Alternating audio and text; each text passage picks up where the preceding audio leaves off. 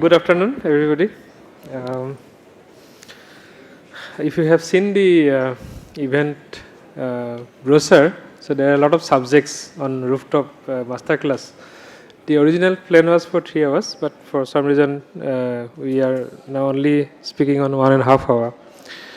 So it's not possible to cover everything because rooftop itself is a very big subject, and solar itself is a big subject. So what I propose to discuss in 1.5 hours, I have exactly 72 slides, including this the front one, and then we discuss the rooftop market, not market really. So I would discuss about the growth and then what is the concerns first. Then we talk about the development phases very briefly of rooftop projects, and then we discuss about some real thing. I would say what is the importance of site assessment and how it influences the ultimate performance of a system or design of a system. Then we discuss about some design and safety aspects of rooftop. That is, I think it will take most of the time. Then we also briefly discuss about O&M of rooftop projects. As far as my company GSES is concerned, so we are a company established in 1998 in Sydney, Australia. So in India we established in 2012. We are a training cum consulting company. We provide consultancy as well as training. We also have our own publications to support our training programs. In India, we have been conducting training programs since 2013, early part of 2013. We conduct some short trainings like 5 days, 3 days, 4 days, the kind of. And also we have some long-term training certificate courses. Those are sometimes online as well as some combination of online and face-to-face. Recently, we introduced one training, 4 weeks full-time training, which is completely on designing installation of grid connected and off-grid systems. Okay, publications, we have both grid connected and off-grid books. You can have our website here, you can know more about us. Now let us discuss about the topic. So all of are you aware that solar is I would say booming up in India? You have seen probably last day I was watching my WhatsApp message all the time. What is the development of price, like that bidding price coming down? So it has reached 2.62 rupees. I think which is amazing, like very highly. I think it is a world record. So we have a target of 100 gigawatt by the year 2022. And then out of that 40 gigawatt is allocated to rooftop. So there are a lot of importance of rooftop, lot of activities, lot of policy work, lot of training work are going around in the rooftop. There are a lot of enthusiasm about rooftops, and also there are small enterprises I think coming up. So one of the good thing I have observed through our training program last 4 years, that we have received at least 40 to 50% people mostly wanted to be an entrepreneur, which I think in my personal opinion is a very good sign to India. So people want to be an entrepreneur, and solar is a very exciting field, and so solar is the choice of becoming an entrepreneur. It's a very good thing. I think in rooftop we need a lot of entrepreneurs because rooftop projects are small, and sometimes it's not feasible to do business in a very big way. Probably small entrepreneurs will play more active role in rooftop space. So this is the graph. It shows the growth as well as the target. Then this is the target set by the government for rooftop as well as for total solar in a state-wise. Different states have different targets. Some states has a very high targets. Some states has a little low target, but all states have a target. Then price, I have already mentioned that is going down very drastically. When I started working in solar field in 90s, that time we procured solar PV modules, I think at some about 400 rupees in a system, or 200 rupees something for a module per watt. Now it is, I think, is going like beyond, below 30 rupees, below 25 rupees. So anyway, so this is the growth. It's a very good sign for the whole industry because of many things, because of volume, because of a lot of industries coming up in this sector exclusively for solar. In the initial part of development, solar was dependent on semiconductor industry. Now I think it is a reverse one. Solar has their own industry for making polysilicon and all. So, but only concern is there are issues. If you look around your own country or any other country or anywhere, and I am just presenting some studies here done by TUV Rhineland in 2014 and 2015. So they found that they have done a study of 1 gigawatt installation. It combines both rooftop and grid ground mounted. But they say 55% of the problem, or I would say low performance or whatever it is, with solar PV system is because of the installation. There is a fault in installation, or there is a quality issue in installation. Then 25% is on design documentations and planning faults. So that means if you look at any malfunctionality or poor quality or poor functionality of PV system, 80% is related to human intervention. Because designs are made by people, installation also, because solar system installation not automatic. It is, you need I think all human intervention because of its all own nature. So it's very important that quality of manpower is very, very essential. We are all in developing a manpower as well. I think before session was the skill development. So skill development one is the priority of the government of India, and we have been doing a lot of trainings. But very, very important issue is quality of learning as well as quality of delivering the trainings. Because your solar system requires a lot of intervention from the skilled manpower. If design is not correct, if installation is not correct, then there could possibility some poor function, poor performance, or even some accident. Then as far as material is concerned, module is the main issue of quality. Though we always emphasize that module lasts for 25 years and all, but quality of module is a big concern. Then second most concern is cables and connections. As you all know, solar, whatever the size is, whether it is 648 megawatt or whatever it is, the basic component of solar is the 300 plus watt module, right? So 300 watt module will combinedly make a 1 megawatt system, which is as of now is the biggest unit of inverter. So you have to connect all the 3300 modules or 4000 modules together to make a 1 megawatt system. So that means every module will have 2 connections. So that means 6000, 7000 or 8000 connections. So any negligence or any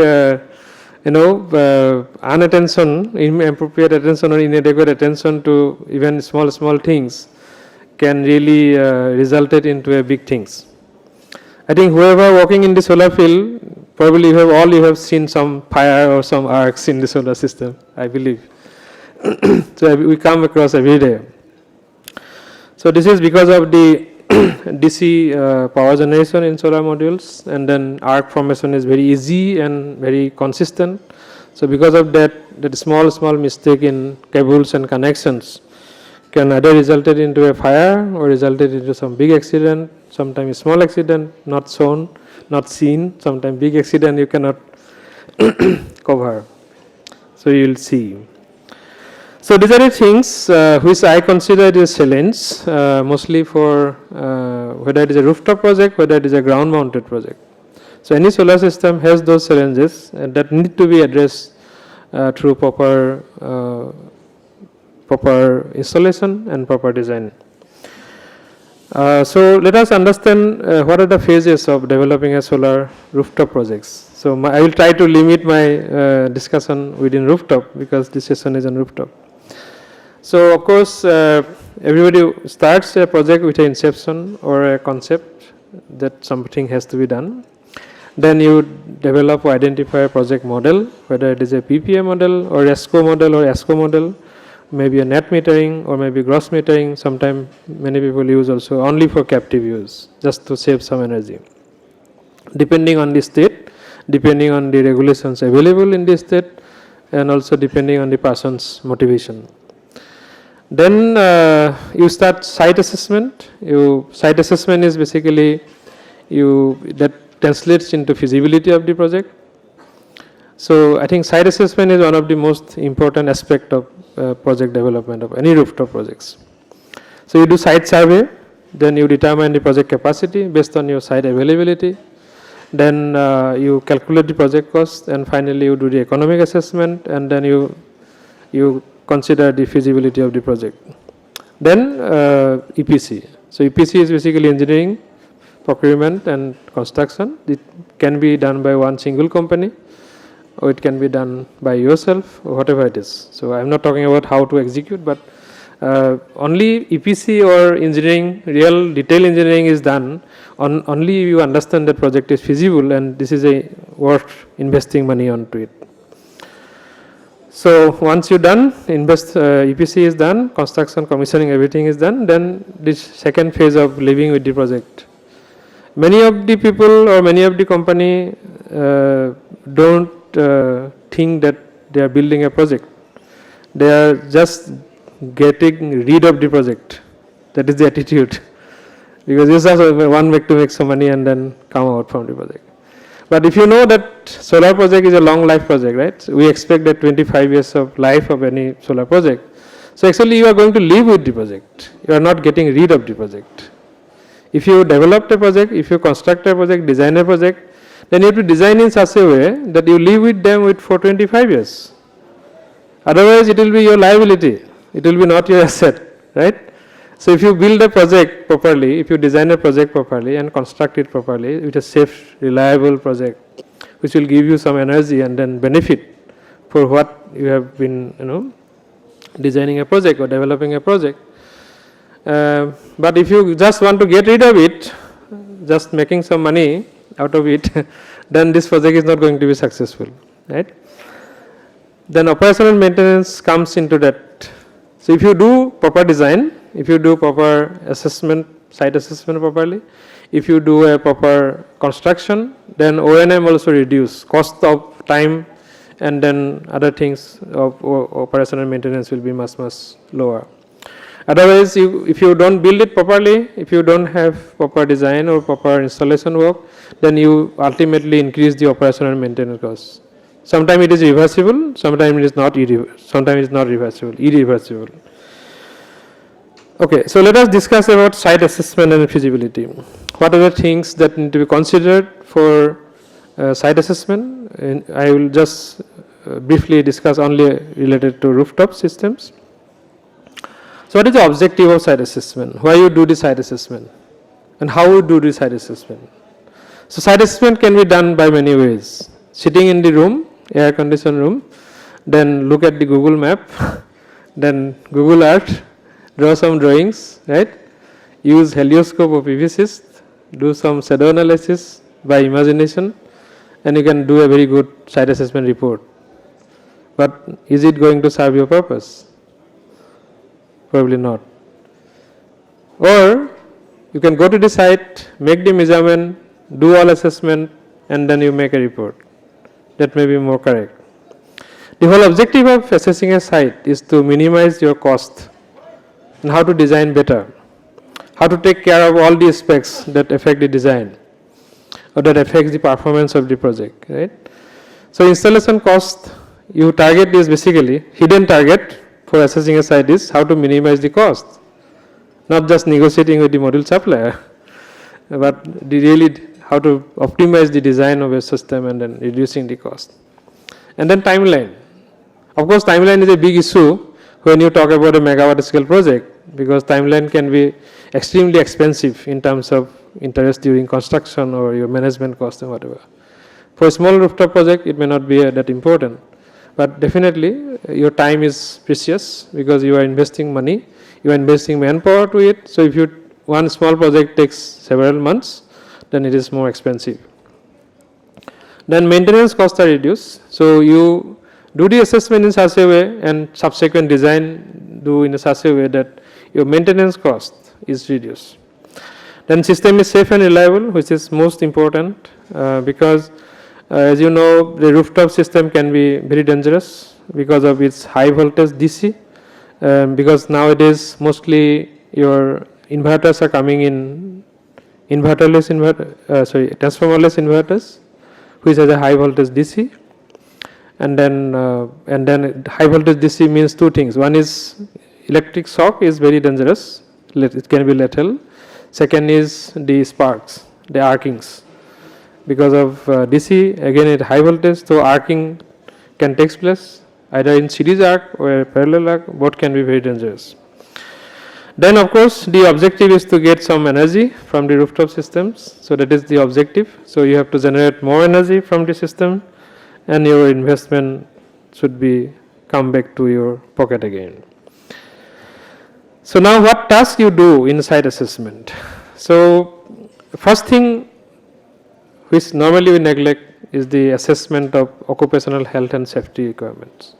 Rooftop projects are really sometimes can be very occupational hazardous because of the height, because of the inconvenience to work, or because of many items or issues within the rooftop. There are very sad incidents I know or personally come across. Many people even died because of even during the survey period. So it's very, very important to assess the roof and to do the survey even at the first instance. Then of course during construction time and all, so you have to take care of these things. Then you determine the area locations and suitable area. You do shadow analysis, right? So shadow analysis is done, I think very popularly nowadays done by some softwares, using softwares like I think Google Sketch or PVCs, whatever it is, softwares are available to do a shadow analysis.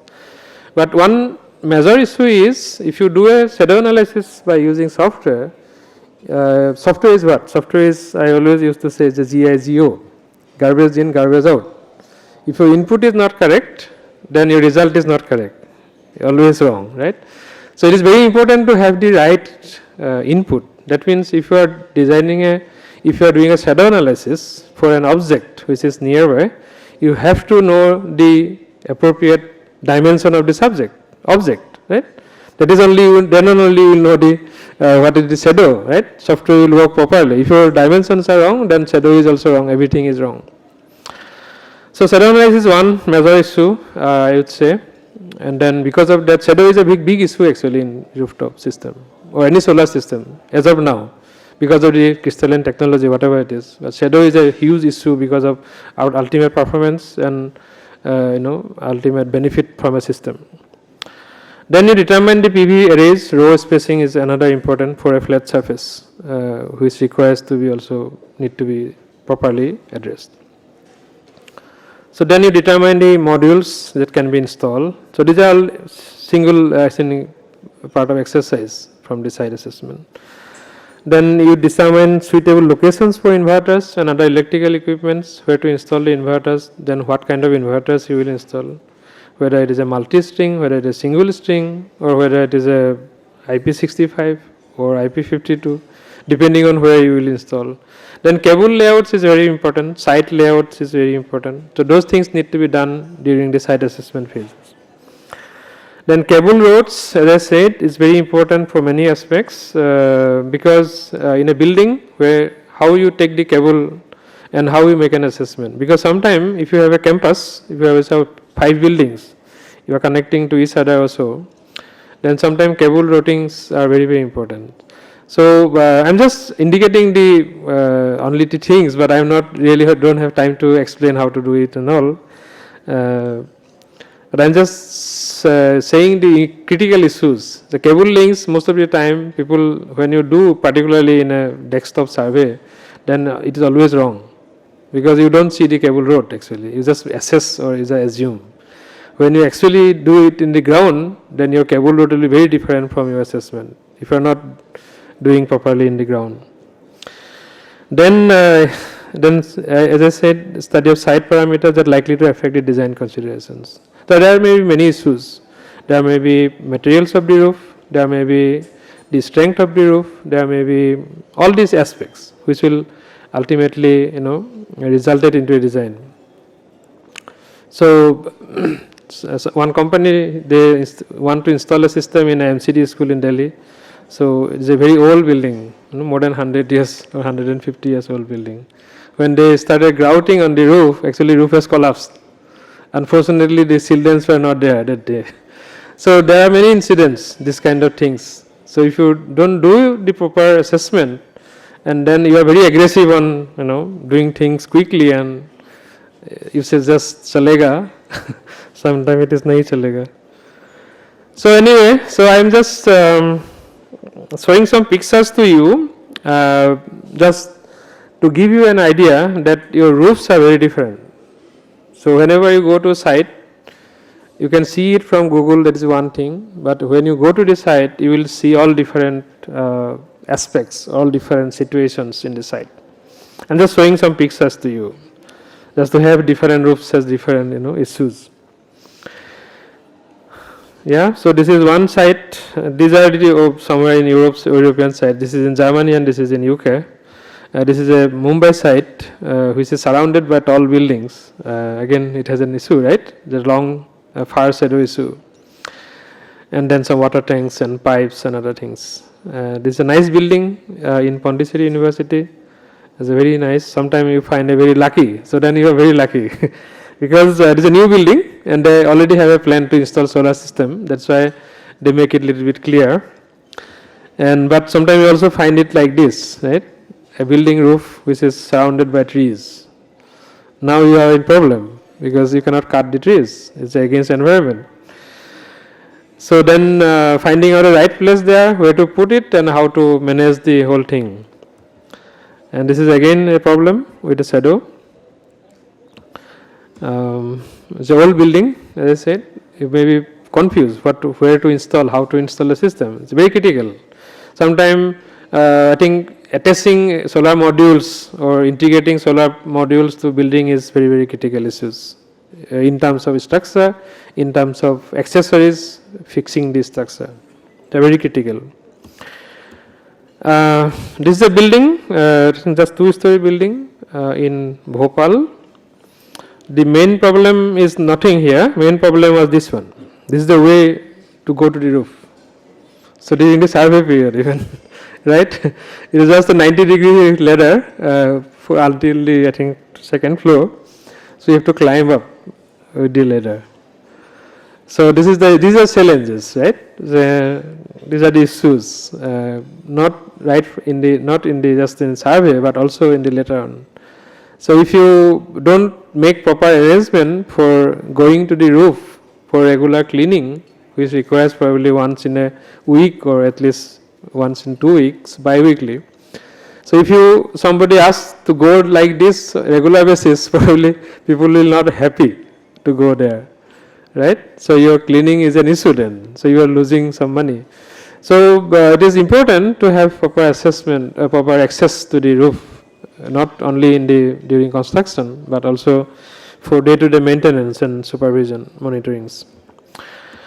Okay, so this may be a very nice one, stadium, maybe, but architecturally may be very complicated or challenging. But you will find many different roofs or many different sites for your all assessment as well as for later on for design. And I think it is very exciting. As an engineer, probably you will be very excited because every time you face some new things and you learn new things. Okay, so you need some tools to do site assessment, which is very, very important. Without using tools, if you do the site assessment, so there may be some assumptions, but sometimes assumptions may not be correct. and sometimes it may result it into a poor installation or poor design. So I have mentioned only few things. What you need in the first instance is a format or a site survey format. I would say questionnaire, or a list of items that you have to do in the site. So I always suggest that this should not be in your mobile, or it should not be stored in your laptop or somewhere, because sometimes using mobile or using laptop on a rooftop when you are doing a survey work is not easy. So it is always, you should have a questionnaire, you should have a list of questions or a list of items that need to be done in a site, should always be recorded in a piece of paper or in a diary or somewhere, so that you don't forget anything. Because sometimes you go very far from your office, then you forgot to observe something or forgot to measure something, then you realize that, oh, I have to go again, which may be time consuming and may be very expensive as well. The second one is, I list that as a solar pathfinder, which is a very nice equipment. Unfortunately, the pathfinder is not very readily available in market, so only one company makes in US. So I am not promoting the equipment, but I am promoting the activity, because this is very, very important, and then it really helps and save your time as well as money. Then a compass, as you know, compass is very simple nowadays. You get an app in your mobile, so that is all, or otherwise the pathfinder also has a compass. Then measuring tape, digital distance meter, so those things are required, simple things.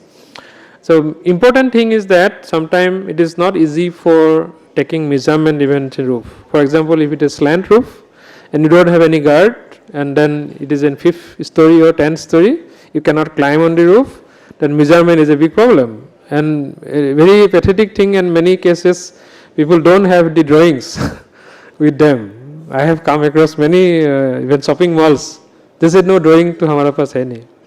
So then what to do? You have to do measurement, right? You can use a digital distance meter very easily, very convenient to use a digital distance meter, which can have a range of 40 meter, 80 meter, something like that.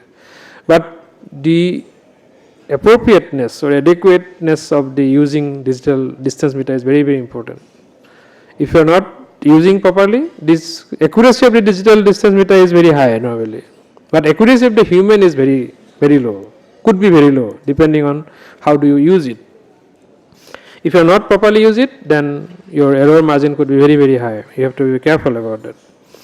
Camera is also important thing, because for site survey only 1 or 2 person will go, normally not 1, 2 and plus, but 2 person will go, but of course whole team will not go to the site assessment.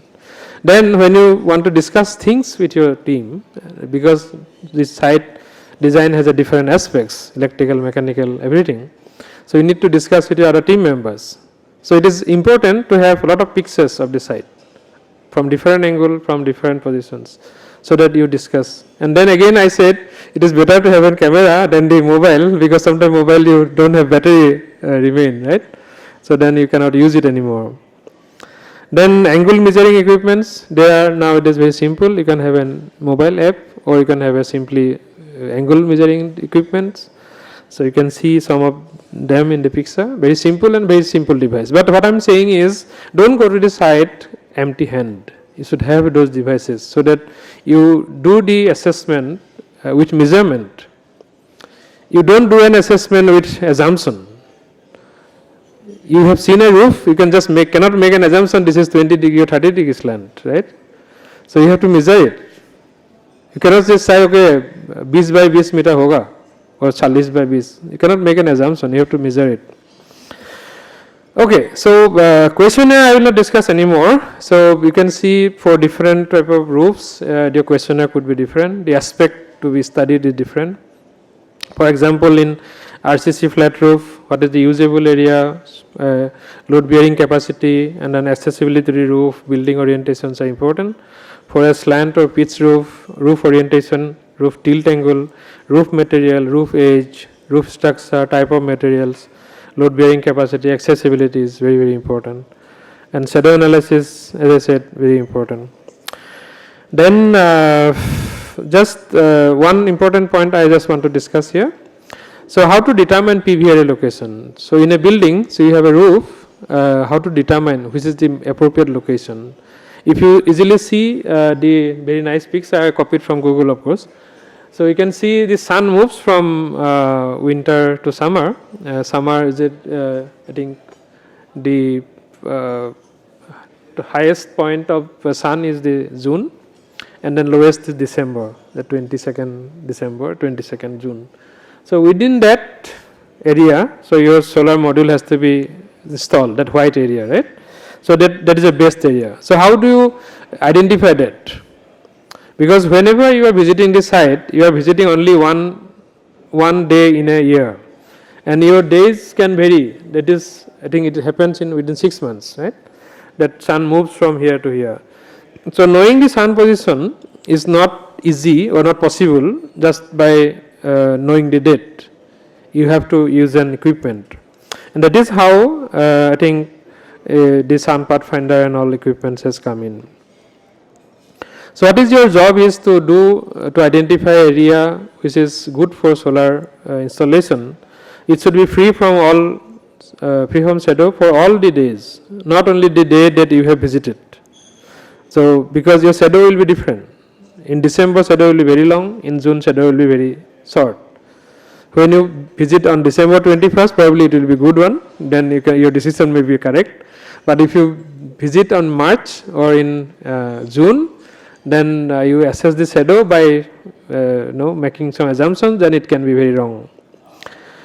Then access for array maintenance, that is also one important thing, as I said, whether you have an access, existing access, or you have to create an access. So both are important. And sometime in a slant roof, so you may not have any access. So you have to make provisions for walkway or something like that for maintenance. Because cleaning is a big issue in India. It's not like unlike Germany or any European country where dust level is very low. So you just clean modules once in a year or once in a 6 months at most. Here in India we have to clean them every week, or every 10 days or every 15 days at least, depending on the site. So provision and keeping access to the array, of course safe access, not only just access, safe, which is safe and convenient for cleaning of the modules is very, very important. Then air cooling, because as you know the temperature increases, solar module performance decreases, so you have to have enough cooling. Then aesthetics is also very important. So in many cities like Chandigarh or Pondicherry, so you cannot make a solar plant, rooftop plant which is visible from the road. Very near to Pragati Maidan, there is a new building of Supreme Court is coming up. So I did the design there. So the Supreme Court also said that this solar system should not be visible from the roadside.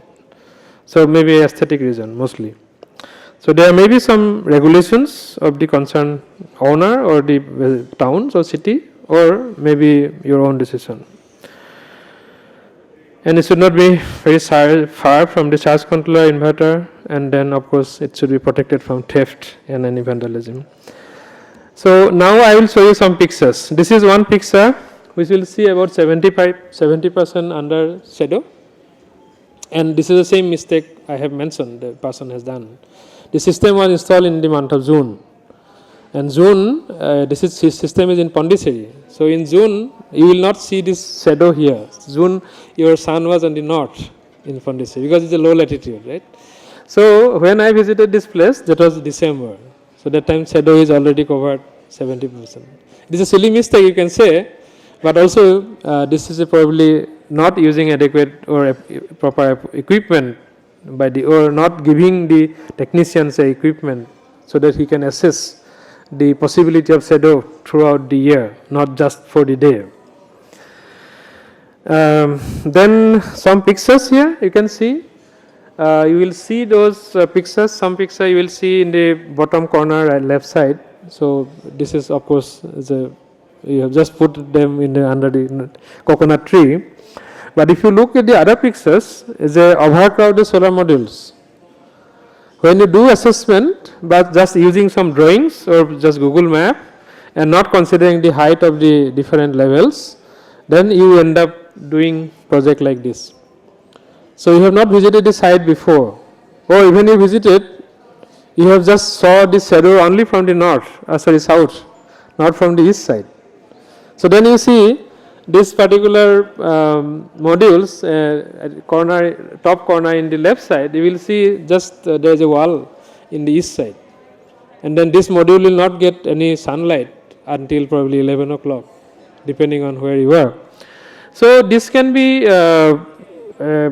highly ineffective installation, then the performance of the solar system may be very poor here. And this is result of a inadequate site assessment, or I would say improper or inadequate. This is a better word probably. One system in the bottom, you can see in the right side bottom, that is putting in the east-west side. The original idea was to put the modules south facing, but then they realized after getting the work order, they realized that there is shadow from the other building because they did not did the shadow analysis before. So then order was fixed at 47 kilo or whatever it is. But the issue was then they could not put them in south facing because you need more area. Then they decided to put them in east and west side. That is okay, not a big problem. But only issue is here there is no ventilation. You have not kept ventilation for the taking out the hot air below from the module. So those are the issues. Yes, and okay, so these are. But this is a pathfinder. I mentioned about that. The simple device, optical device, no electronics, nothing. You also have an electronic version, of course. This is more expensive, but this can save you a lot of time. So when you determine an area location, so use this device and you can save a lot of time. You don't need to do any calculations. You just go there, take the equipment, identify the locations, and you very easily demarcate the location and then identify the best location, and then you will know if there is a shadow event, how much percentage of loss will occur because of the shadow up to say 8 o'clock or 9 o'clock, so that you can identify that. Yeah, so you will get some kind of optical, some kind of image from this device, and then you can identify. Then you can also, depending on what is your motivation, like if you have a small capacity for a big roof, then probably you can totally eliminate shadow. But if you have a sizable area required, then probably you cannot avoid shadow all the time. So you have to accept shadow, particularly in rooftop systems. So you have to, but you have to take a decision that you cannot also have a shadow after 10 or 9:30 or so. Then it will energy generation will be very, very reduced. So you have to identify the locations where you get at least that sunlight after 9:30, not after 9:30. And then that 9:30 is very important. What 9:30 is? Is 9:30 is your clock time? It's not. Then 9:30, 9 o'clock is basically a solar time. That you have to keep it in mind. Otherwise, you will again make a mistake, because 9:30 in Dibrugarh or in Kohima and 9:30 in Delhi and 9:30 in Mumbai is very different. There may be almost 2 hours of difference, 1.5 hours of difference. So your 8:30 in Kohima will be what? 9:30 in Delhi, right? So we have a time difference. So don't use that clock time. You have to use the solar time. Then the other option, if you don't use a solar pathfinder, other option is just analyze the sun position, which is little bit includes calculation intensive. You can use it Google Sketch or whatever, or even PVSys, but only main issue is you have to know the object dimensions. So if you have a tree, you have to know the height of the tree. You have to know the distance from the object to the from the place of your installation. So basic formula is very simple. Shadow length you have to calculate, which is equal to height of the object multiplied by cosine of azimuth angle divided by tangent of altitude angle. Now cosine of azimuth and cosine of altitude angle varies from morning to evening, right? And then this you can get it from in a website, some websites. There is a website called sunposition.info. Many websites are there. You can find out the time as well as the locations for the particular location and look for the December 21st where the sun will be. And then you have to calculate the length of the shadow. Then you know that the shadow will come up to here on. That is a more calculation incentive, but it's very useful.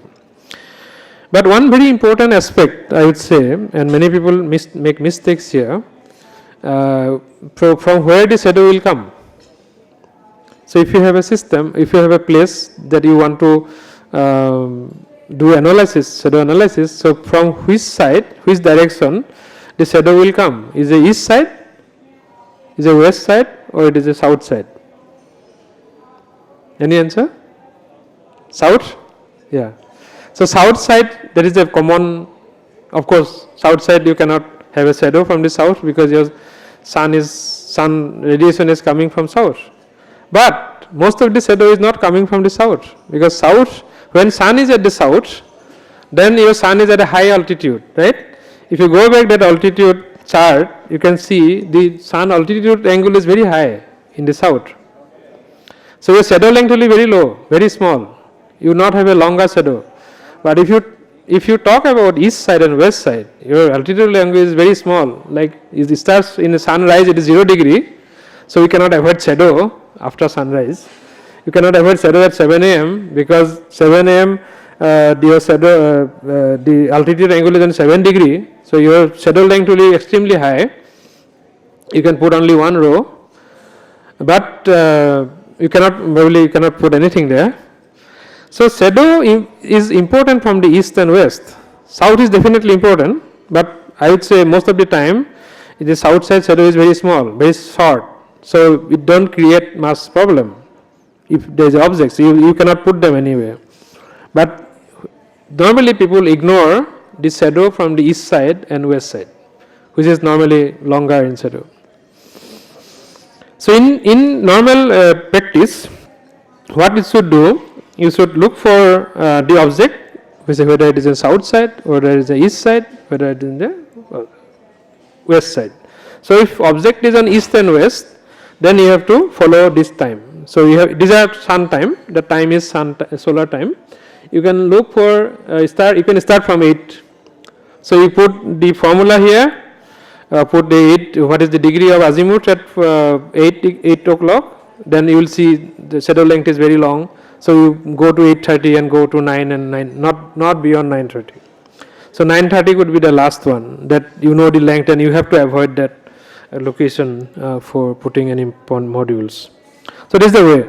But when you do the array gap between two rows, you have to calculate the south side shadow. That means your arrays will be facing towards south. So one array will create shadow on the other. So then, because at the noon time, your array is on the south, the next array, next row, so your shadow will come only from the south. In that case, of course, when you calculate the distance between two rows, you calculate or you consider the noon time shadow. That you get it from at 12 o'clock or so. That is how you do the shadow analysis. Now, after what you get from the shadow analysis, you will only know that area available which is shadow free, right? That you not get the array capacity from the shadow analysis. You only know the area.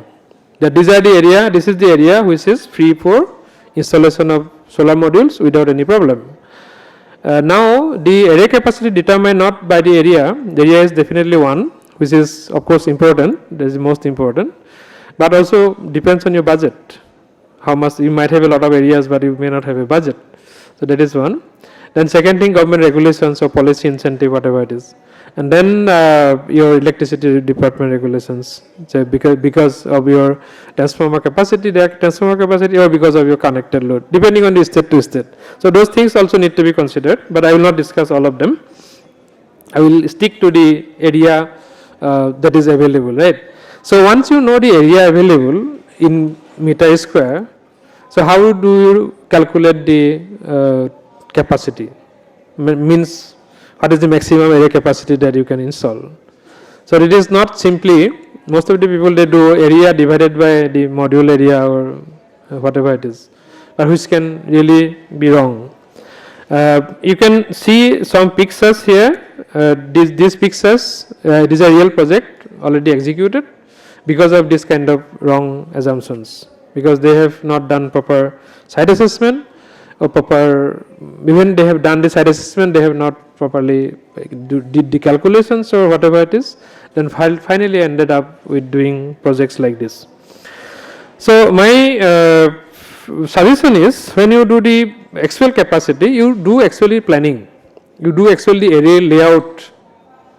I am not saying design. Design is a detailed design. Before doing the detailed design, you have to put the area which is shadow free in AutoCAD, and then take the module size that you selected, because your size will be different for different modules based on your efficiency and type of modules.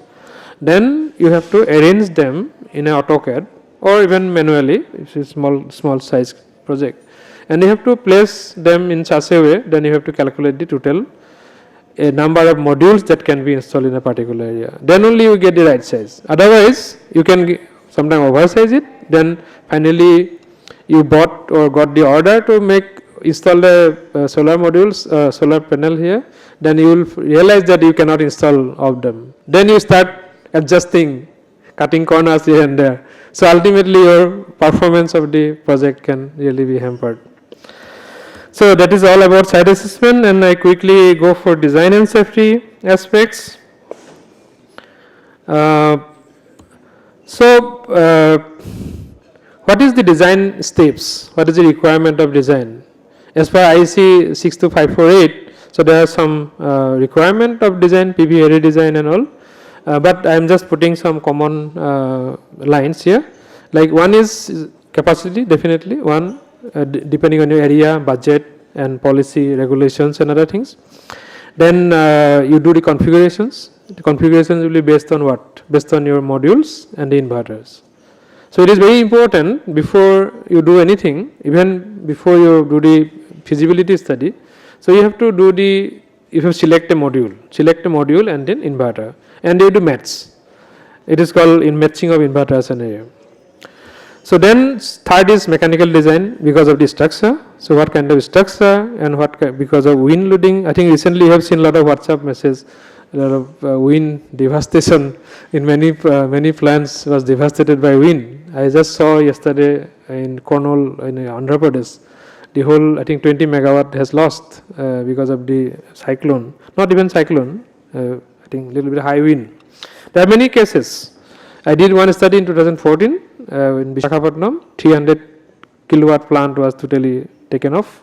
You all know about the Punjab Acme plant, that 30 megawatt plant was, I think, totally devastated. There are many examples. And corrosion is another big issue. So we talk about 25 years of life of the project, but we don't talk about the proper galvanization. We talk, but we don't do. So you just manage somehow the structure. I don't know why, but structure is very important and corrosion is the most important. I have never seen project that use galvanic isolation to reduce the galvanic corrosion between aluminum and GI. Never seen that. So there are many things missing. So anyway, so don't induce the corrosion, and ultimately, suppose you imagine you want to you are doing a project for 25 years and after 10 years you have to, you realize that your structure is so corroded, so you have to do something. What you will do? Are you going to remove the modules and do painting, whatever you want? You cannot do anything that time. So you are in a huge loss. Then safety issues, both personal and then equipment safety, both are important. Personal safety is more important because you are installing a system in your building, and then you live in the building, or somebody will live in the building, of course. Somebody will walk under the building, and any accident, anything is very hazardous. Then selection and rating of electrical equipments. This is part of the design. How to rate. Solar system design is very simple, I would say, but not that simple like we do in a software, right? And nowadays I observed that people just learn some software and then they declare that he is a designer. He is not. So designing of a system is engineering design. It's not a playing with software. You can get some simulations. You can do some simulation. You can have some result of energy yield and something. but you cannot design a system using software. Software is used for simulation, not for designing. You can do some kind of, but actual design should be based on engineering calculations, not because of this. You can use simulation. You can do simulation in software. So anyway, so then operation and maintenance, you have to include the procedure, because operation and maintenance, then you make guidelines, you make recommendations. That should be a part of design. That should not be, after the design. So designers will know what is required. Designers will know what is important for this project. Then another thing I have seen, marking and signage is lacking totally. People, you will, if you go, I think most of you has visited in a solar system, you will not know where the switch is. You do not know how to switch off the inverter, right? So you do not know where the switch is. Most of the time, inverter switch is just somewhere in the below. So people will not see it. One way it is good, people will not play with it. But when it's bad, because you have to also, in case of any emergency, you have to switch it off. You have to know what the shutdown process. Whether it is solar engineer or not, because your engineer or technicians may not be around the system all the time. Sometimes you have a fire broke out or something. So you have to know, somebody has to know easy way of shutting down the system, and then where the switch is, what is the issues. So marking is important. Documentation is completely missing. Even when you buy a television, when you buy a mobile, you have a good bunch of documents, right? About what to do, what not to do, and all these things. Solar system, I don't see proper documentation, except few companies or few entrepreneurs voluntarily they are doing it. But normally I do not see any documentation. You do not know what module datasheet was, what the specifications was. You do not know what was the drawing. So once I asked for a company, I was supervising a system, and I said, can you show me the string drawings of this? He says, draw in a pencil with a paper. This is the drawing. Of course, this is not, it's a drawing, of course, I agree, but you need to have documented things, because once you install a system, you will be not here next after you install it. Somebody has to know what you have done for maintenance, for repairing, for whatever, for replacement, whatever the reason is. So documentation is very important. So two basic criteria derives or depends on performance of a system. One is radiation, of course, which is directly proportionate to performance or the output of a system, and then temperature. So temperature effect is not directly proportionate, but there is a coefficient called temperature coefficient for voltage, power, as well as for current. So when the temperature increases, your voltage decreases, VOC decreases. But remember, the coefficient for VOC, that open circuit voltage, and coefficient for VMP is different, not the same. So if you calculate the VMP, change of VMP, depending on the using that VOC coefficient, it will not correct, it will be wrong. So you have to consider coefficient of VOC to calculating the VMP, not coefficient of VOC. So I assume that you know some amount of design aspect, that's what I am just going by like this. Otherwise, it's not also possible to mention everything here. So normally, depending on the type of modules, normally thin film modules has a lower temperature coefficient than the crystalline modules. Monocrystalline has a little bit better, lower temperature coefficient than the polycrystalline. Also, it depends on the quality of the module. So when you buy modules, always look at the coefficients. Better coefficient, lower coefficient is the better performance. So then you all know that standard test conditions we use to define a system size or the module capacity, that is called STC, standard test condition, which is normally cell temperature of 25 degree and irradiance of 1000 watt per meter square, and then air mass of 1.5. And then all module supply will give you the NOCT, which is called normal operating cell temperature, which is measured at 20 degree ambient temperature and 800 watt per meter square radiation. So now to understand the performance of the system at what cell temperature, because the standard test condition cell temperature is 25, right? So this is 25, and your system is not going to work at 25. So at what temperature your system will work, accordingly what is the performance, so what is the using the coefficient and then temperature, you have to calculate the loss of the system. So that cell temperature can be calculated based on this formula. The T cell is equal to ambient temperature plus that NOCT minus 20 divided by 800 multiplied by the solar radiation. So when radiation is low in the morning, your temperature difference is also low.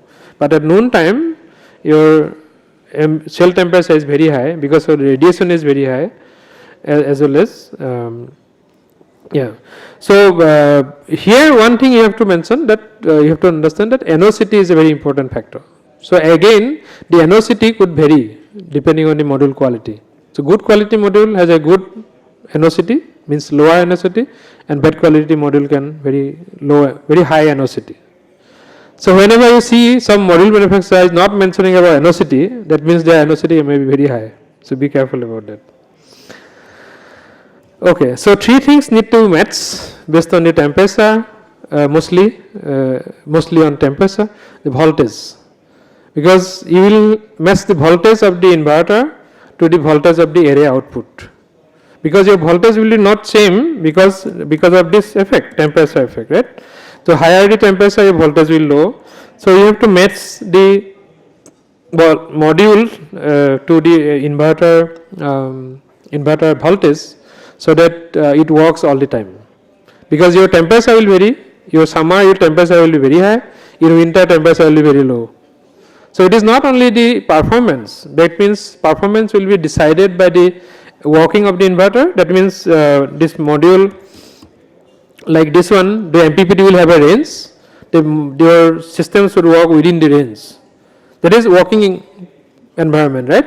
That inverter MPPT must have those voltage at any higher temperature so that it operates. That is one.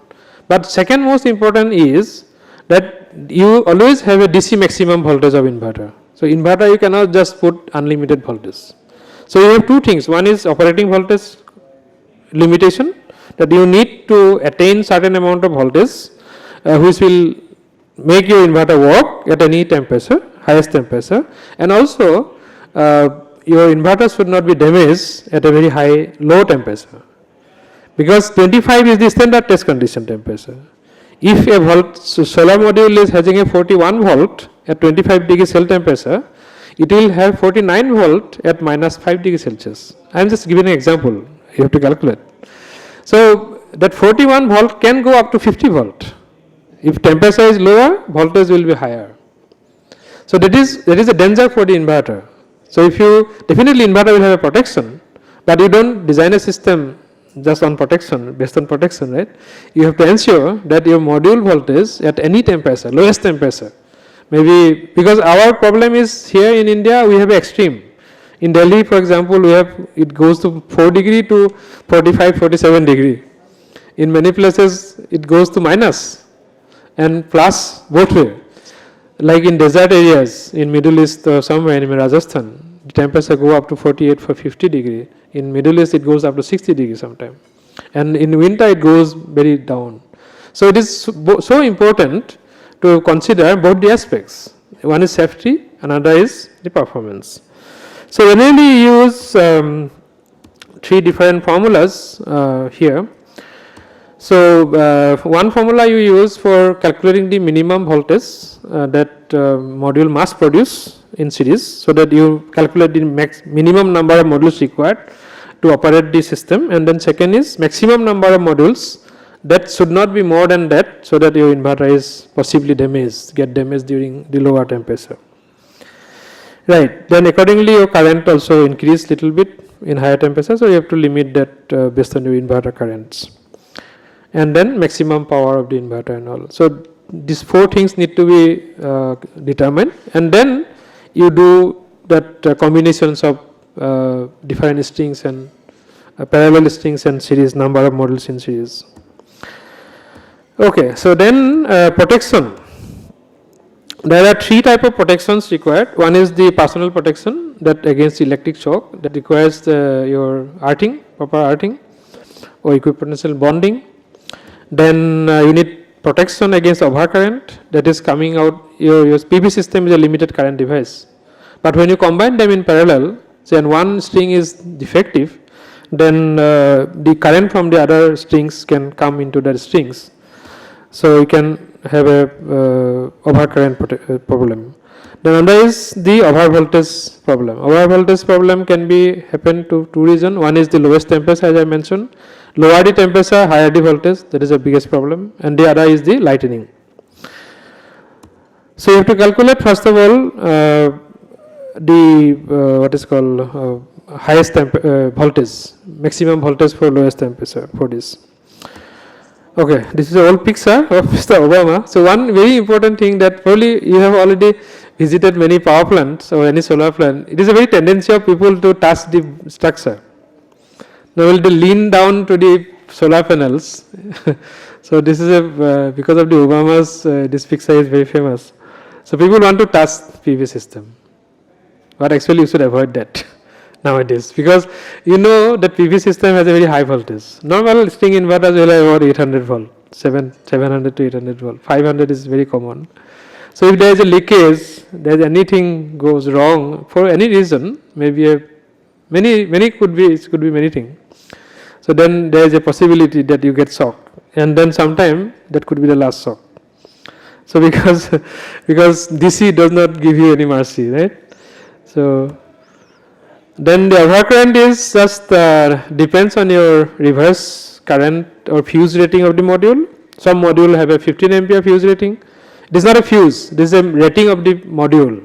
That means this module, if I call it series fuse rating is 15 ampere, then you have to understand that the module cannot take more than 15 ampere current. So then if you have a, like this is a two strings system, it is a 3 string system. You look at the 4 string systems, the one string produces 5.5 ampere, and then if there is one string is faulty, then that combination of 3 modules current, that is 5.5 into 3, that is 16.5 volt, will go through this defective module or short circuited module. Then the string will be damaged, the module will be damaged, because it can only take 15 ampere. So if you pass 16 or 17 ampere through this module, this possibility that the module will be damaged. So that is why in that case you need protection. That protection means you need fuse. So overcurrent protection is fuse normally. So if it is not lower than this, take 3 modules or 3 strings or 2 strings, so you may not require a fuse. So if you need fuse, then this has to be 1.5 times of the ISC, short circuit current of the module, and it should not be more than 2.4. Many people I have seen, they have used normally higher rating fuse, because they are afraid that fuse can burn out. Right? We do it very, I think, occasionally in our house. When there is a problem in the fuse, we just wrap with a bigger cable or something like that. No? So that we think fuse is a problem. Fuse is not a problem. Fuse is problem solver. It is a circuiter. It is a protector. It has to be burnt out. Otherwise, you are not doing the job. But we use the really higher rating fuse. For a 15 ampere module, we use 20 ampere fuse. There is no point of using fuse then, right? If your module rating is 15 or 20, and you are using a 25 ampere fuse, there is no need of using a fuse then. The whole purpose of using a fuse is protect the module and as well as protect the cables. But if you are using higher rating fuse, then it's better not to use them.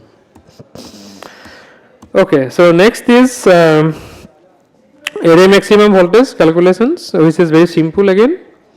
And then you multiply the number of modules in series, then VOC, open circuit voltage, then multiplied by coefficient of that, and then here very important thing is that in case of over voltage or PV array maximum voltage, you don't consider cell voltage, because normally cell voltage is higher than the ambient temperature.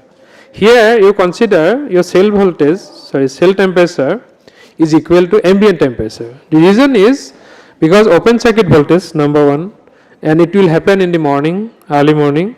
In the night, your cell temperature is equal to ambient temperature.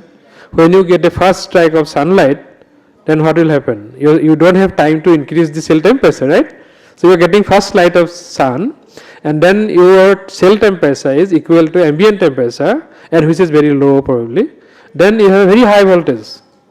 And if your switches, if your isolators are not rated according to that highest voltage possible in the lowest temperature, your system may be problem. You may lose your isolators, you may measure even the inverters or whatever.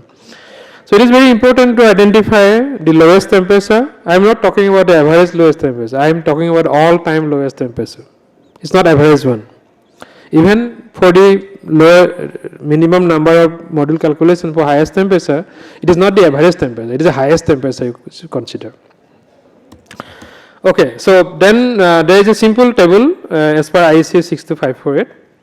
So if you use different type of system or I would say configurations, then your voltage requirement will be a little different. The most commonly used configuration is the third one, non-earth rate array with non-isolator inverter. When I say non-earth rate means I am not talking about the bonding, I am talking about the functional earthing. In some cases, modules also require functional earthing, mostly thin film modules require functional earthing. Sun power module used to require functional earthing, nowadays they don't need. So if you are using functional earthing for modules, that means one of the conductor is connected to the ground, then it is called earth rate array. But we are not normally do not use the earth rate array. So you normally use floating array. So floating array or non-earth rate array with non-isolated inverters. Non-isolated means transformerless inverters. Nowadays I think 95% inverters are transformerless. So then just very simple formula. So per pole you need that equal to or more than maximum array voltage, or if you talk about overall system, that you need 2 times of that. And you cannot use a non-isolated inverter or transformerless inverter with earth rate array. It's not allowed. Okay, so one very important, how to protect arcings of fire.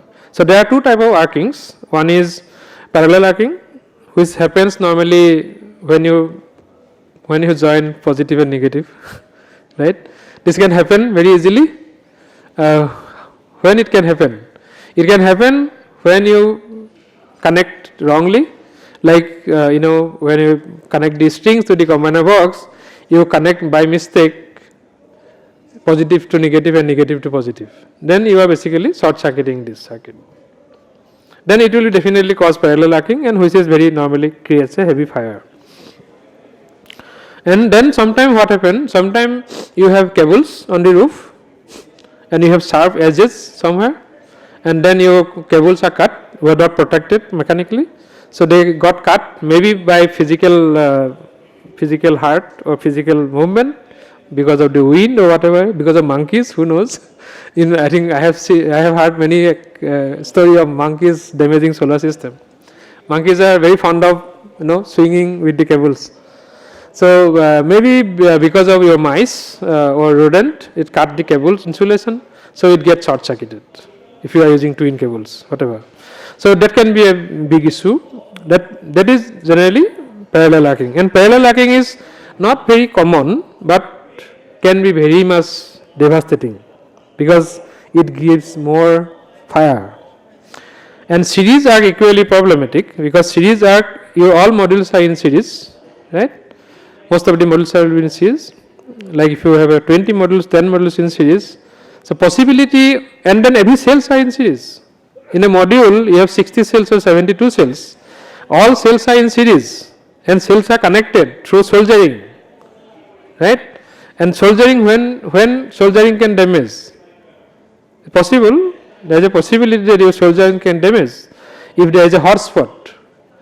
If you are covering up the modules at noon time where you have a high current, and then your soldering can get melted, and then if there is a melt of soldering, then probably there is a possibility there is a loss of connectivity, and then once there is a loose connection, there is possibility of spark, and ultimately it can result into fire. So I have some videos, but I have not loaded them because the time is not there. And then the other was loose connection.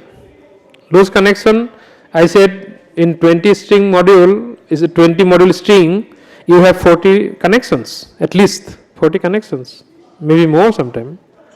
because what two connections already in the junction box. The external connection in the outside. So actually you have a 20 modules, you have a 40 plus 20, about 60 connections. One connections is loose, can create a arc. I can show you some pictures. This is one because of hotspot. So hotspot can really melt out your, depending on the quality of the module, of course. And this is in a building in Chennai. I personally took this picture. And this happened because of the loose connection in the junction box of the module. Because there was not appropriate tighten the junction box inside module, nobody knew it, nobody saw it. So then it has melted the glass even. So you will know the level of temperature. And then if it would have been in a rooftop and your roof is very close by, and there is every possibility that the house is burned down, right? And this is one. You can melt down because of the loose connection in the MC4 connectors. So MC4 connector is very important. A very good thing that MC4 connectors come in the market. It was not there when I used to work in 92s, 90s. There was no MC4 connector. Then we used to lag and crimping and everything to make all sure that your connections are good. But MC4 is a blessing to the solar industry actually. But unfortunately, there are so many MC4 nowadays. So they are not MC4, they are MC4 competitors or MC4 compatible. But problem is the MC4, when you connect the lugs to one to other, male and female, there should be sufficient pressure onto it, and that has to be. And if you use two different manufacturer MC4, sometimes it does not match. Pressure level may be different. Your size may be slightly variable, and then in that case there may be possible that your connections are loose, and in that case this is the one example. One MC4 is not connected properly, it will definitely create arcs, then it will heat, then it will melt down the MC4 plastic cover first. Then who knows, if you persist, then there could be a fire. These are poor connections, our way of doing things. And this is one cable is getting damaged for whatever reason is, but physical damage to cable, DC cable is very, very dangerous. This is another one. You can see these are the result in this situation can result into a fire. And then fire can be like this, fire can be like this, right? It can be very dangerous. So another mistakes that we often make is to save little cable. So you can see two configurations here. It's not a configuration is the same. What you are doing is just to save certain amount of cable, you are using the right hand practice, which is wrong in terms of it produces or it induces the lightning because it works as an antenna. You are creating a loop, bigger loop, so it works as a lightning. So lightning could be harmful for you, for your house and for your system as well. And then it also it is good for conference room because it also protects the telecommunication. So it don't allow your mobile signal to come to your mobile. So maybe good for a conference room, but it can be dangerous for that point of view. And one of my friend, he installed a system in army camp, which is a communication system. This has happened, and then their communication system start disturbing. So finally they make a correction, then they can avoid it. So signage example I have given already. So we have to, at least for DC cables, which is very high voltage DC cable, and then that should not be exposed at all. So even there is you should have a proper cable tag. Then where is the switch and where is the shutdown procedures, that has to be given in the sign. How much time I have? 10 more minutes. Okay, fine. Yeah. Then finally, I think I will take another 5 minutes. Operational maintenance is very, very important issue.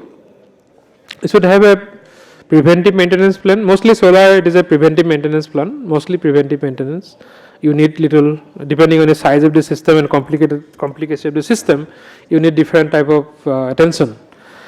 So, what is to be assured is security of the system from day to day basis, because your solar, as I said, repeatedly saying that this is DC high voltage whatever, so it can be dangerous to even for any human or even for the thieves, right? So if thieves should also know that these are dangerous. So this system has to be protected. Your inverters should not be kept in such a way that children can play with that. No, it should not allow them. Then cleaning may be weekly, bi-weekly depending on the situation and site. Then generating, monitoring the generation should be on daily basis. And, you should know, or at least for weekly basis, depending on past experience is good, then you can reduce the frequency, whatever it is. So depending on the site situation and other things, so you should make a proper preventive maintenance schedule. So cleaning is very important. I am just limiting my discussion in cleaning, not rest of the things. Cleaning is so important because cleaning is considered to be very easy, right? Of course it is easy. It is like having bath. So it is very easy from the activity point of view, but it is little bit complicated from the performance point of view. Like this one is just I think less than 6 months old plant. You can see the deposit of the, what is that? So this is some darts. Basically it is a result of cleaning using a very hard water which contains lot of iron in the water. So they keep on using it for about 6 months, then it is slowly, and then the cleaning appropriateness, you can see it is covering up the cell. So if you are covering up the cell, so not good for the cells, right? Not good for the modules. And if you are cleaning with hard water, it is not good for the whole plant, because you are reducing the transmittivity of the glass. That means reducing transmittivity means reducing the sunlight coming into the cell. So if it is, if you do it for 3, 4, 5 months more, then you will lose about 10 to 15% of your energy production. So this is a result of about 5, 6 years after cleaning with hard water. So you will hardly get probably 70% solar energy into it. This is again same, and this is of course not cleaning. This is not cleaning, is a not cleaning probably. They never cleaned it properly. You need to put adequate, as I mentioned initially, that you need to put adequate arrangement. Cleaning is not only something understand that you need to clean, but you have to make arrangement for cleaning. Probably here cleaning is a big problem because there is no way going there probably. You do not know why it was not. I don't know about the project. I got just in a WhatsApp, I got this picture, so I just thought it's good to show you. It is totally dirty, or I don't know whether this plant is working or not. In many cases, your solar system don't have provision to go there and clean the modules, which is essential. I have seen one project in Jaipur, which is belong to Jaipur Vidyut Vitaran, whatever, that 140 kilowatt module system, which is installed in a superstructure on the building, and you don't have any provision or any facility to go there and clean the module. It was only like that. Only the rain will clean that, or some amount of wind.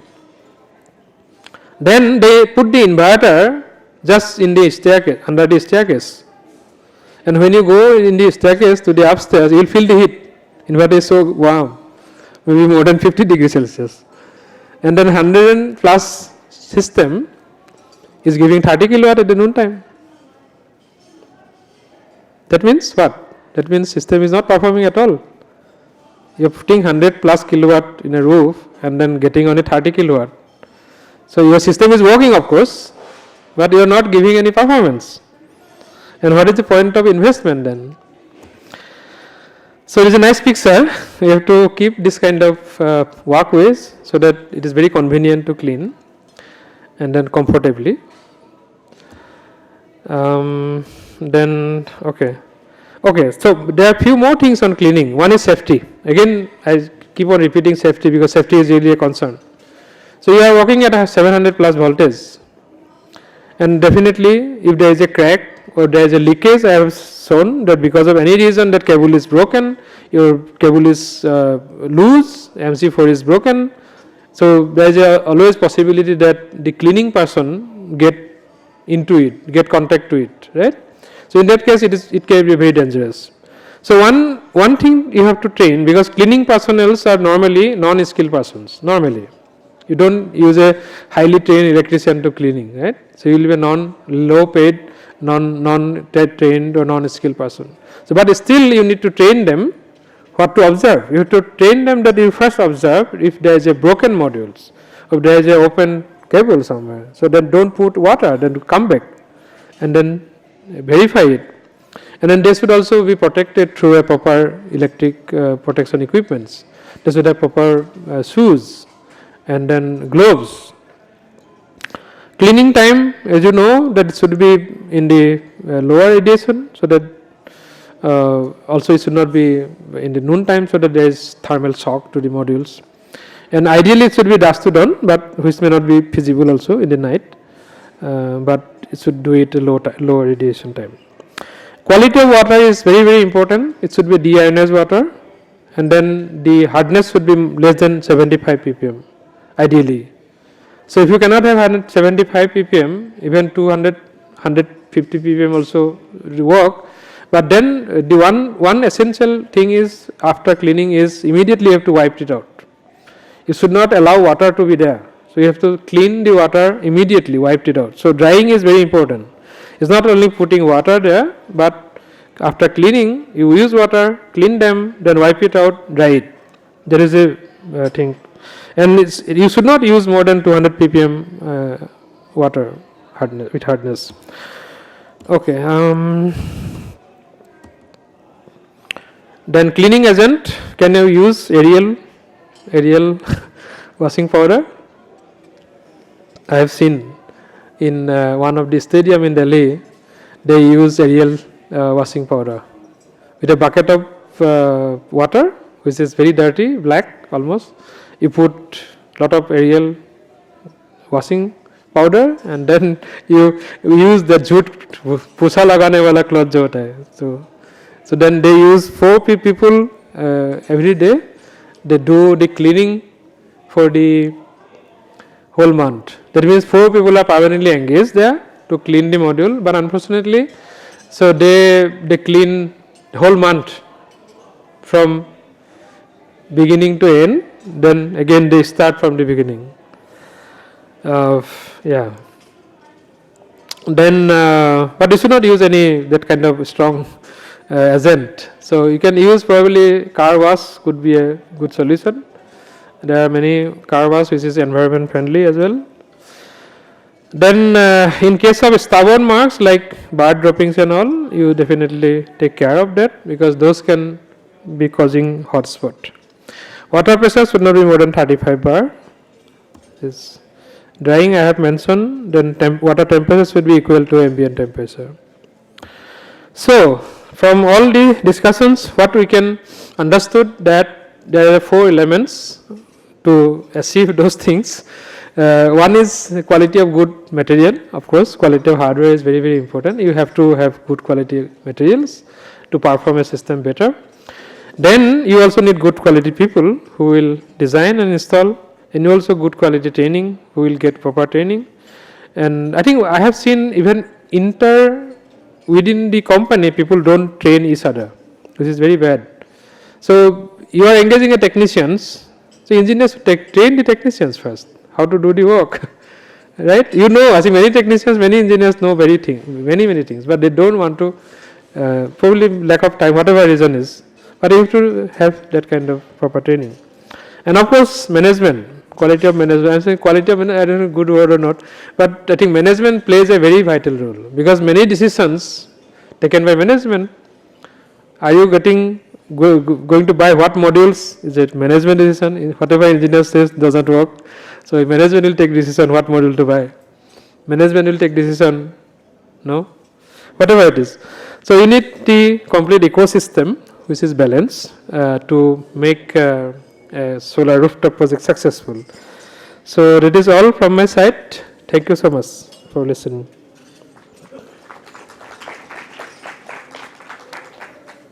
So some questions answer or?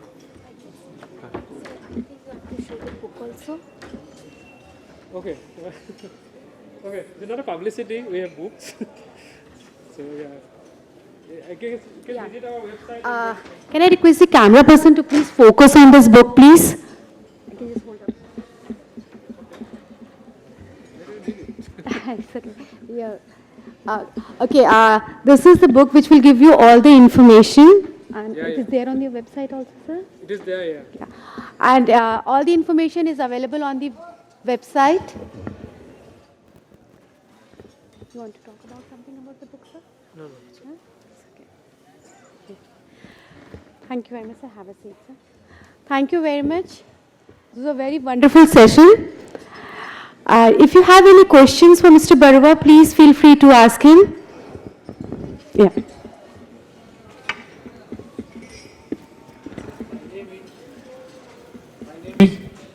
My name is M.K. Jain. I have a question on the voltage. In our campus, we have 24 modules and they are connected 3 in series and 8 such combinations in parallel. Some of the modules are getting shadow more than the others. The voltage in one series combinations of the module is different than the others. When we put them in parallel, will there be any intercurrent from one series module to another?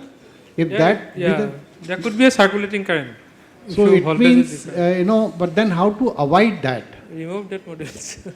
No, but this way, we are generating an internal current which is not going to the system. Yeah, Which but is- that's true. Yeah. Thank you. There could be a circulating current within the circuit. So but it is. can you kindly suggest some way to get over it? No, first I have to understand where you are connecting them. The 8 parallel modules where you are in connecting. fact, You are connecting the to modules are 100 volt.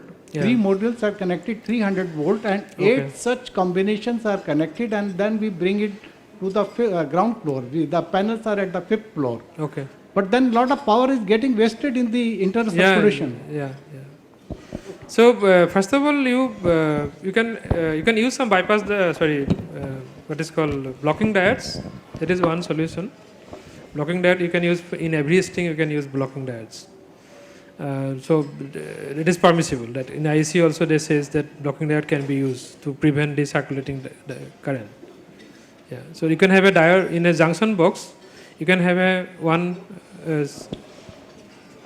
In the same junction box, you can have blocking diodes. When the locking diodes will be used, it Blocking means diodes, that yeah. particular Every string. will be out of the circuit. No. It will be not out of the circuit. So that circulating current will not flow through this. So one module's reverse current will not flow. One string probably not used then. Yeah, that's what Yeah, I'm saying. yeah. The one particular string will Not- be out of the yeah, circuit. Out of the circuit. Yeah, that's right. Myself from Kripko Shyam Fertilizers, Shahjahanpur. We are planning to come up with 1 megawatt project, that to internal consumption. One question I want to ask, is there any effect of ammonia or chlorine on panels or not? Yeah, of course, ammonia is corrosive, right? Normally ammonia is highly corrosive. So if you are using, if you have ammonia in the air, so you have to consult with the module manufacturer. So we need a special protective frame. Secondly, you said that the ground, if we put ground one rather than rooftop, that will be better as per your lecture. No, I am not saying which is good, which is bad. Depends on the site. If you have enough space. We have got enough rooftop as Yeah. well as ground also. Enough space. That's true. So rooftop normally, as per the utilization of area and land is concerned, rooftop is better from that point. But ground mounting projects is better for maintenance. Thank you. Depending on what is the cost of your land and whatever it is. Do we have any other questions?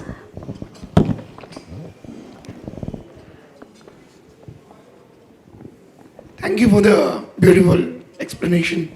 My name is Deb Malia. I'm from CLP India. So we are having trackers in our project, and means the project is just commissioned. So I wanted to know from you, from your experience, what has been the percentage when you're showing the component failure. So what percentage of that does the tracker consist? It's a difficult question to answer. So see, tracker has what components? Tracker has your motor, some gear, and then your bearings. So bearings are more vulnerable, right, to the environment. Then all depends on quality of the bearing. Gears are not a problem basically because gears are metallic and then they are protected. But I think bearings are main concern. Thank you. So you have to ensure that good bearings are used. Yeah. Sir, my name is Suresh More. I came from Mumbai. So I have a technical question that what is the azimuth angle? Okay. Azimuth angle is the sun position. It defines the sun position with respect to, there is again two approaches. Germans, they consider with respect to south direction, and Australian and Americans and many Europeans also, so they consider north as a reference. So it is either from north or from the south, the position of the sun defined in an angle, right? Because your sun will keep going from morning from the east to west with a certain altitude towards the plane, and then your azimuth angle is with reference to north, that vertical, to that angle, right? Sir, we need to calculate or it is taken from the standard charts? You can also calculate, which is little bit complicated, but you can easily find out in any website. Standard charts. Thank you, sir. That is easier. Sir, sir, you have told solar time 9:30. What is the evening time? Basically, we can protect solar cell from shadow in the east at Correct. 9:30. Yeah, yeah. But evening from west, how can we protect it? Yeah. So that is from the, normally you have to look for the sun path diagram. So in a sun path diagram, you have solar time from 6 to 6, right, normally. But for every month, from, if you look at compare the December and June, your the energy available within that time, like 9 to or 9:30 to 4 or 9:30 to 3:30 is called window, solar window. But the amount of irradiation available up to 9:30 or 9 or beyond 4 or 3:30 depends on the month. In December probably it will be less. In June, if you are losing it, quite more. Yeah, but if you save in December, if you are saving shadow in December, then June automatically it will be very, very less. So, sir, what is the minimum irradiance that cannot affect the shadow? No, there is no such that. So like if you, I don't have a pathfinder with sun path diagram with me now. It depends on your just location to location. If you, it is in percentage. Like there will be numbers 1 to 3 or something like that.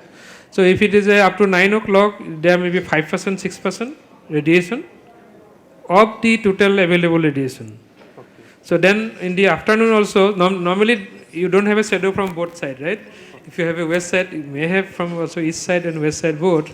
But in the morning up to 9 o'clock in December, probably it is about 5 to 6% of the radiation available for that location. So if it is in Rajasthan, it will be probably 5% of that 6 kilowatt hour per meter square. If it is in Delhi in December, probably 3.9 or 3.5, something like that. Sir, my second question is that hotspot basically causes because of the shadow. Correct. Okay, so sir, Yeah, how shadow should not be in the noon time. Okay. Because hotspot create normally I square loss. So I square will be more during noon time. The morning time there is no problem. Okay. Because sir, your current is very low. Minimum radiation, what would be that shadow has no effect on the hotspot? You are talking about that one. That all depends on minimum radiation. I would not say that. It depends on many things. Like hotspot. I am talking about the melting of soldering and all. So that requires definitely high current, also quality of the soldering and other things. But you should, that solar window we talk about, that 5%, 6% things. Up to 9 o'clock probably solar radiation will be how much? It may be 200, depending on again weather, right? The very bright, if previous night there was a rain, in the morning the sunshine could be very bright. But that can be avoided, I think, 200, I think 20% or something like that. Yeah. We can take one more question if there is any. What is the From the last. ideal location of the switch that you're mentioning? I did which switch? The switch off switch. Which Swiss? There are so many Swiss. One is, see, one is there are many also regulations are there. In Australia, so you need a Swiss on the roof. I don't know why, but you need a one Swiss on the roof. Then one Swiss definitely is near to the inverter. Before you operate the inverter, you have to switch on off the DC. And then if your inverter is array output should be one Swiss, and then before input of the inverter it should be one Swiss. If the array is very close to inverter, one Swiss will do for both the work. But if your inverter is not at your site, that means you cannot see the inverter. Inverter is a back side of this wall, and I cannot see it. Then I should need two Swiss. One here in the array, and another is near to the inverter. Yes. Now the only last one. I'm so sorry, the time is running, so this will be last. I think from last one, I think one guy. Okay. Okay, we'll take one more then last for that one. No, you are already asked, no? One question? No? No, I'm the first one. It looks So actually, I wanted to ask, sir. You told that the hardness of water must be in the range of 200 ppm. No, I said it should not use more than 200 ppm. Yeah, that's why. That's the same question I'm going to ask. In Rajasthan, especially, that much soft water is not available. Exactly, yeah. So means the hardness is normal for 800 or 1000 ppm. In that case, what should we do? Means to soften that water or something. What should be done Deionization. in economic way? Deionization. You have Sorry? to deionize. Okay.